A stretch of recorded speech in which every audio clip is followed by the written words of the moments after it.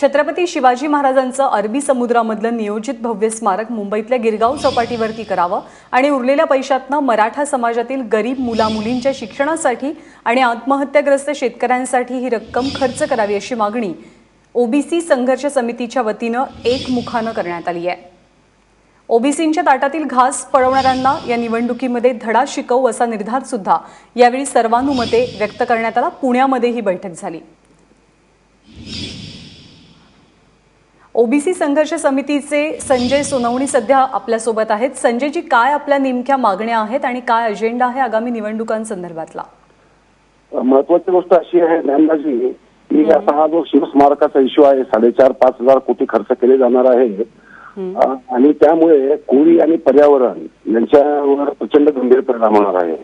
कोळ्यांच्या हातातला व्यवसाय जाण्याची त्याच्यामुळे मोठी भीती निर्माण झालेली आहे। अशा स्थितीत शिवाजी महाराजांनी असा निर्णय घेतला असता का द्रोहीतून नसता घेतला।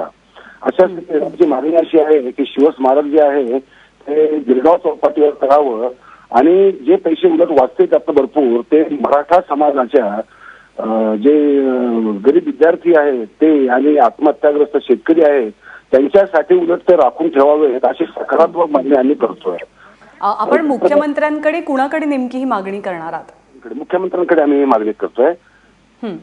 आणि दुसरी गोष्ट म्हणजे आता हा जो राज्य मागासवर्ग आयोग जो नेमला आहे त्याच्यावरच्या सर्व निवडणुका बेकायदेशीर आहे। म्हणजे जसं महिला आयोगाच्या अध्यक्षपदी पुरुष असू शकत नाही, परंतु राज्य मागासवर्गाच्या आयोगावर ज्यांनी जे मागासवर्गीय नाहीत, ओबीसी नाहीत अशांच्या सुद्धा नेमणुका केल्या गेल्या आहेत। त्यामुळे ती नेमणुकाच बेकायदेशीर असल्यामुळे तो पूर्ण नियुक्त्या रद्द कराव्यात आणि नव्याने आयोगाची पुनर्रचना करत जे ओबीसी आहेत खरे ओबीसी बनावट कुंडली प्रमाणपत्र घेतलेले नव्हे अशाची नेमणूक करावी अशी मागणी आहे।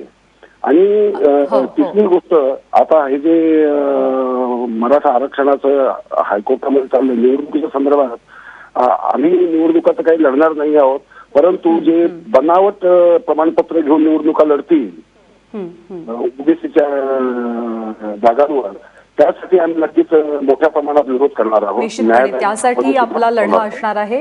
संजयजी, खूप खूप धन्यवाद आपण सविस्तर प्रतिक्रिया दिल्याबद्दल आणि आपली भूमिका स्पष्ट केल्याबद्दल।